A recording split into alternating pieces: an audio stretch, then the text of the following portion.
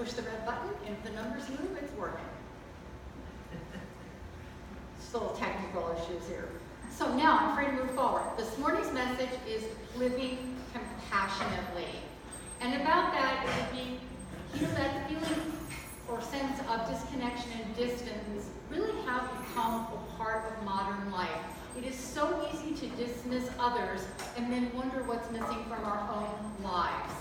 It can be the experience of being around a lot of people but feeling invisible. Have you ever experienced that? Maybe it's a driver cuts you off on the road and you want to look at them and give them a look and they have tinted windows and you can't see through their window.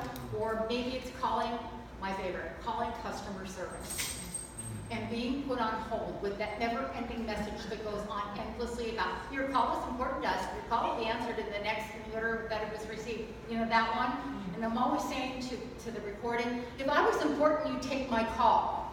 You wouldn't put me on terminal hold for a half an hour. Maybe it's just not being able to get assistance in the store or having the person just by rote, they don't really look at you. They say, good morning, how are you? And they never ever make eye contact. They couldn't describe you to the next person if their life depended on it. You know, we have this ability to communicate with hundreds of people via social media all at the same time, but we're not connecting with anyone. So this morning is about opening up that sense of compassion, of learning to become aware of ourselves and of others and connecting and sharing with other people such that we feel a sense of fulfillment and like we've been seen and we've been heard, because that's what we all want. We want to be loved, we want to love, we want to be seen and heard, and I think most of all, understood. Maybe not agreed with, but understood. I think that we were hearing a lot about John McCain over the last 24 hours. You know, people admire him because he spoke his truth and you didn't have to agree with him. He allowed you to have a different point of view, but he was able to share who he was. He did it his way. And I think that's what's so wonderful. So being compassionate to other people doesn't mean we always have to agree with them.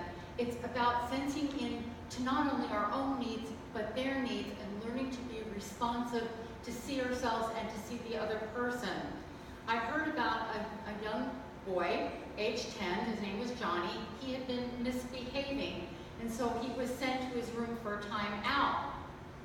After a while, when he emerged, he informed his mother that he had thought it over and that he had said a prayer. Fine, said his mother, very pleased. If you ask God to help you not misbehave, he will help you. Oh, said Johnny, I didn't ask him to help me not misbehave. I asked him to help you put up with me. Might not exactly be the compassion we were seeking, but it is compassion of a sort. He was at least thinking about his mother's interest in this whole thing. Albert Einstein said, a human being is a part of the whole called by us the universe, a part limited in time and space. He experiences himself, his thoughts and feelings as something separated from the rest, a kind of optical delusion of his consciousness. This delusion is a kind of prison for us, restricting us to our personal desires and to affection for a few persons nearest to us. Our task must be to free ourselves from this prison by widening our circle of compassion to embrace all living creatures and the whole of nature in its beauty. Wow, was he a man before his time or what? Is to know that it's not just about those we hold near and dear, but to include all humanity in it, to see that we're all connected, we're all one, and what affects one affects everyone. If you look up the word compassion, which I always find to be a great starting point for anything, is to look up what the definition is. We find out that it is a noun, and it means sympathetic, pity and concern for the sufferings or misfortunes of others. And I would probably add to that from a spiritual perspective, that compassion is empathy, it is feeling the pain of others and wanting to alleviate it or eliminate it if possible. It's putting ourselves in the position of that other person and understanding how they feel. Maybe you don't have to agree with them, but you can feel what they're feeling. You know, I've often said this, if you look all across humanity everywhere, we have different points of view, ideas of what is right or wrong or what we should even call God. But we all have the same feeling. We all know what it is to love a child or to love another person, or how we feel when we lose a loved one. At the feeling level, we are all exactly the same. We all know how that feels. And that's the point of connection, is when we understand where we're connected, where we're the same, we're able to extend our compassion out. The Dalai Lama says, if you want others to be happy, practice compassion. If you want to be happy, practice compassion. So I'm not just talking about compassion for other people, I'm also talking about being compassionate towards ourselves. How many times do we beat ourselves up for some mistake that we've made and we don't let ourselves off the hook for it? Sometimes people are beating themselves up 20, 30, 40, 50 years after they did the thing that they think was wrong or bad, that they shouldn't have done. My favorite question is, if that was a crime that you had committed and they sent you to jail for it, how much jail time would you have gotten for that? 2 to 5 with time off for good behavior, and here you are 20 years later, you're still punishing yourself. It would have been better if they'd sent you to prison for the thing, because you'd be out by now. So it's let yourself off the hook, but in doing that, it's about extending that to other people as well. One of the earliest lessons I remember learning in Catholic school about the issue of compassion came from the parable of the Good Samaritan. In Luke, the story is told this way. On one occasion, an expert in the law stood up to test Jesus. Teacher, he asked, what must I do to inherit eternal life? Well, what is written in the law? Jesus replied. How do you read it? He answered, love the Lord your God with all your heart and with all your soul and with all your strength and with all of your mind, and love your neighbor as yourself. Well, you have answered correctly, Jesus replied. Do this and you will live. But he wanted to justify himself, so he persisted and asked Jesus, and who is my neighbor? In reply, Jesus said, a man was going down from Jerusalem to Jericho when he was attacked by robbers. They stripped him of his clothes, beat him, and went away, leaving him half dead. A priest happened to be going down the same road, and when he saw the man, he passed on by on the other side. So too a Levite, when he came to the place and saw him, passed by on the other side. But a Samaritan, as he traveled, came to where the man was, and when he saw him, he took pity on him. He went to him and bandaged his wound, pouring on oil and wine, and then he put the man on his own donkey and brought him to an inn and took care of him. The next day he took out 2 denarii and gave them to the innkeeper, saying, look after him, and when I return, I will reimburse you for any extra expense that you may have. Which of these 3 do you think was a neighbor to the man who fell into the hands of the robbers? And the expert in the law replied, well, the one who had mercy on him. And Jesus said to him, go and do likewise. That is compassion. Do likewise. Take care of your neighbor as you would want to be taken care of. Now, I think most of us take pride in thinking we're compassionate. We're caring people, aren't we? Don't we all think we're caring people? Does anybody think you're not a caring person? Not a compassionate person? Well, we are, but maybe we are when conditions are right, when we have time, when we don't have some other pressing issue that's calling to us. But compassion is greater than a time issue. There is a short story that's shared by Daniel Goleman in his book, Emotional Intelligence. He relates the story about research, this is a true story, involving the behavior of divinity students at a seminar at Princeton. Half were assigned to deliver a sermon on the topic of the Good Sermon, the Good Samaritan, while the other half received the assignment to give a sermon on other Bible verses just picked at random. The students were sent one by one to another building on campus to give their sermons.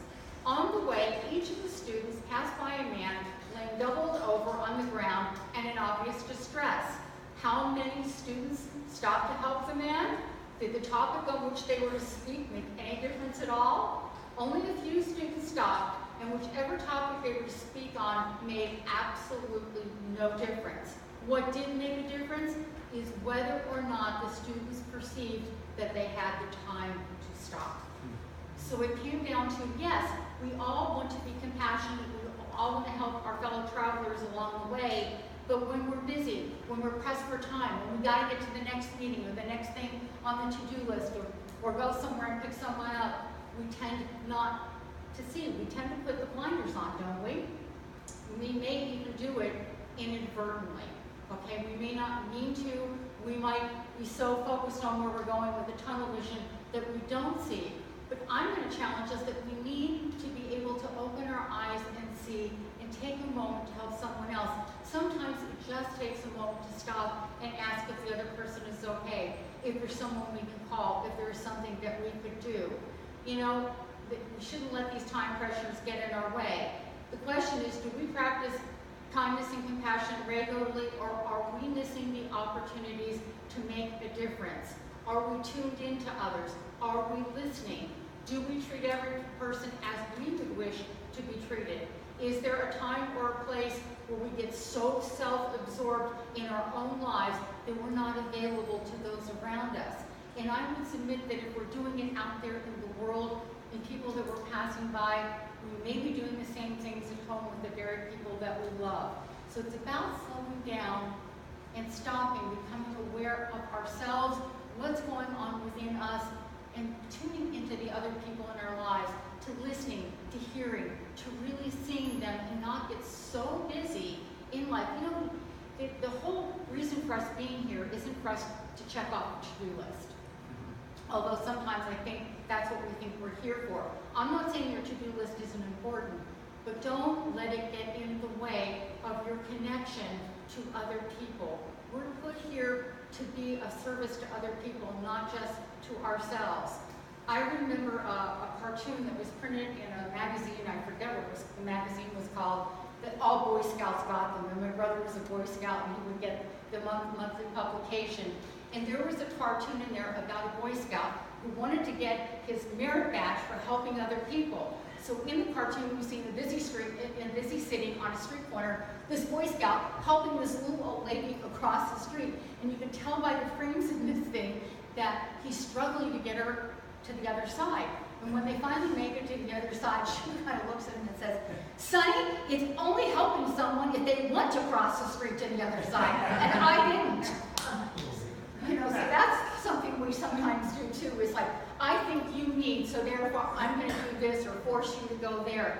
It's only helpful if you're helping the person get to where it is that they want to go, not where you think that they should go. So kindness and compassion and tuning into other people is really about becoming aware of and sensitive to what's going on for the people around us.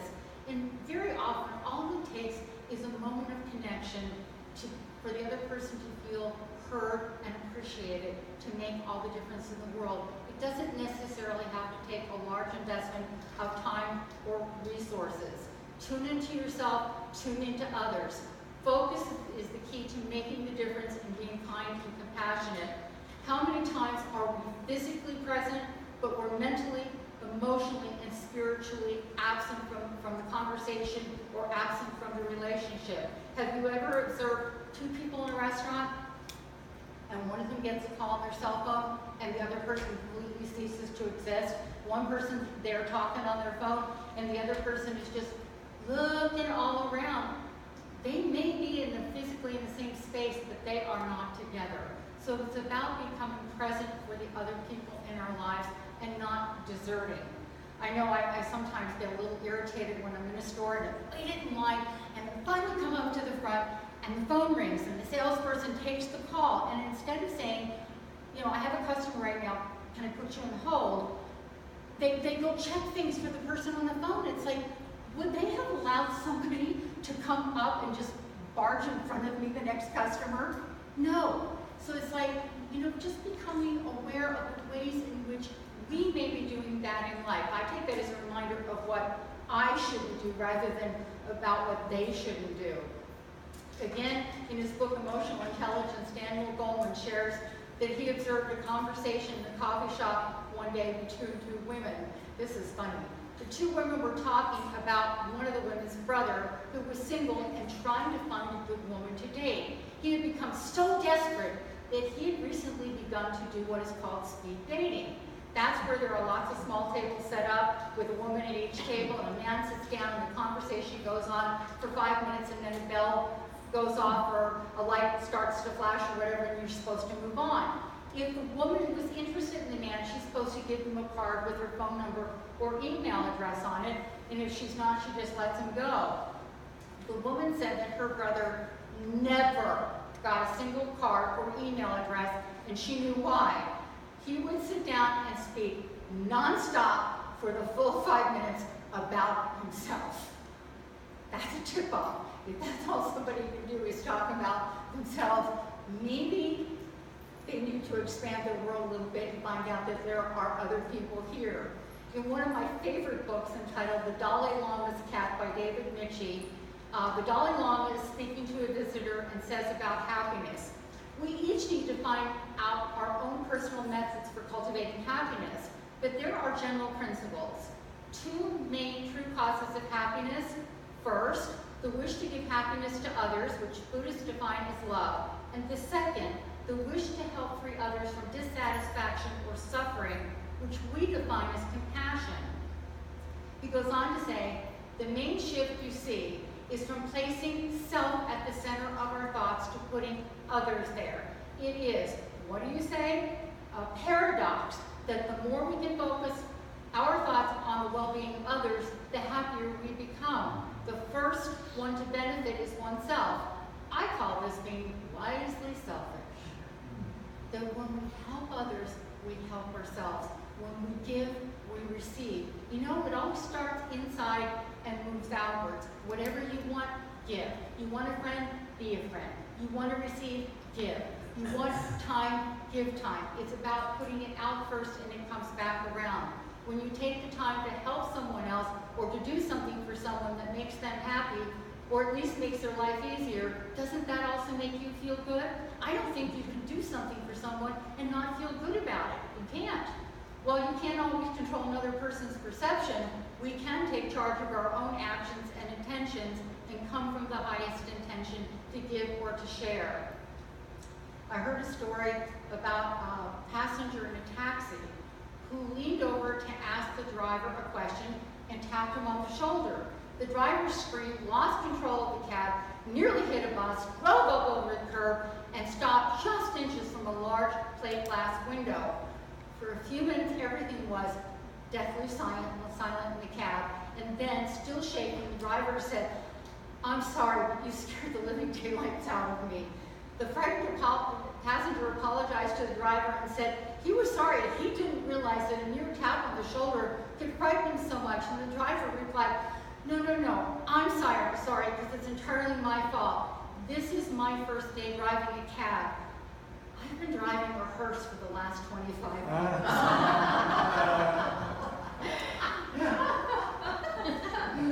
Sometimes it takes a little time to have cat consciousness catch up with our current condition in life. It takes time to drop the conditioning of a lifetime to get present to the here and now. Just keep working on it. Just keep practicing. Nobody's perfect right out of the gate. Life is always an adventure, an unfolding, an opportunity to practice and to learn and to hone our skills of compassion and being present for other people. I read this story many, many years ago, and I came across it the other day, and I thought it so beautifully made this point. It was a bitter cold evening in northern Virginia many, many years ago. The old man's beard was glazed over by winter's frost while he waited for a ride across the river. The wait seemed endless. His body became numb and stiff from the frigid north wind. He heard the faint, steady rhythm of approaching hooves galloping along the frozen path. Anxiously he watched as several horsemen rounded the bend. He let the first rider pass without making an effort to get his attention. And then another passed by, and then another. Finally, the last rider neared the spot where the old man sat like a snow statue at this point in time. As this one drew near, the old man caught the rider's eye and said, "Sir, would you mind giving an old man a ride to the other side? There doesn't appear to be a passageway by foot." Reining his horse in, the rider replied, "Sure thing, hop aboard." Then, seeing that the old man was unable to lift his half-frozen body from the ground, the horseman dismounted and helped the old man up onto the horse. The horseman took the old man not just across the river, but to his destination, which was only a few miles away. As they neared the tiny but cozy cottage, the horseman's curiosity got the best of him, and he asked, "Sir, I noticed that you let several other riders pass by without making an effort to secure a ride. Then I came up and you immediately asked me for a ride. I'm curious why, on such a bitter winter night, you would wait and ask the last rider. What if I had refused and left you there?" The old man lowered himself slowly down from the horse, looked the rider straight in the eyes, and replied, "I've been around these parts for some time, and I reckon I know people pretty good." The old-timer went on, "I looked into the eyes of the other riders and immediately saw that there was no concern for my situation. It would have been useless to even ask them for a ride. But when I looked into your eyes, kindness and compassion were evident. I knew then and there that your gentle spirit would welcome the opportunity to give me assistance in my time of need." Those heartwarming comments touched the horseman deeply. "I'm most grateful for what you have said," he told the old man. "May I never get too busy in my own affairs that I fail to respond to the others' needs with kindness and compassion." And with that, Thomas Jefferson turned his horse around and made his way back to the White House. Now, I got to think, even back then, Thomas Jefferson had a lot of things to accomplish, but he wasn't so busy that he couldn't extend kindness and compassion to a fellow human being, whether he knew him or not. I think that's an example that all of us could follow, to be available for others, and that kindness and compassion, it shows in our eyes. Other people can see it, other people can read it. Compassion is the acknowledgement of our humanity and our connection to others. Ubuntu is a South African word that means the only way for me to be human is for you to reflect back to me my humanity. There is no way for any of us to be human without others. We need each other. Our humanity requires it. In religious science, we teach and believe that there is just one life, one God that is expressed by means of each and every one of us. One life, many expressions, one cause, many effects. Each of us is a part of that one life. How can we turn down another without also hurting ourselves? And by the same token, when we help another, we help ourselves, because separation is an illusion. We are all one. We are all this in this together. Therefore, whatever we do for or against another, we do to ourselves, because there is only one. When we care for ourselves and for others with love, compassion, and respect, we make it better for all of us. When we diminish ourselves or another, we diminish all of us. There's an English proverb that says this: instead of putting others in their place, put yourself in their place.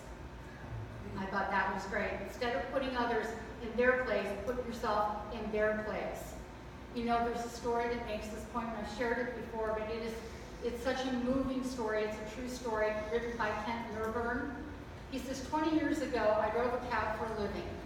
One night I took a fare at 2:30 a.m. When I arrived to collect the passenger, the building was dark except for a single light in the ground floor window. Under these circumstances, many drivers would just honk once. But I had seen too many impoverished people who depended on taxis as their only means of transportation. Unless the situation smelled of danger, I always went to the door. This passenger might be someone who needs my assistance, I reasoned to myself. So I walked to the door and knocked. Just a minute, answered a frail, elderly voice. I could hear something being dragged across the floor, and after a long pause, the door opened. A small woman in her 80s stood before me. She was wearing a print dress and a pillbox hat with a veil pinned on it, just like something out of a 1940s movie. By her side was a small nylon suitcase. The apartment looked as if no one had lived in it for years. All the furniture was covered with sheets. There were no clocks on the walls or knickknacks or utensils on the counter. In the corner was a cardboard box filled with photos and glassware. "Would you carry my bag to the car?" she said. So I took the suitcase to the cab and then returned to assist the woman. She took my arm and we walked slowly to the curb. She kept thanking me for my kindness.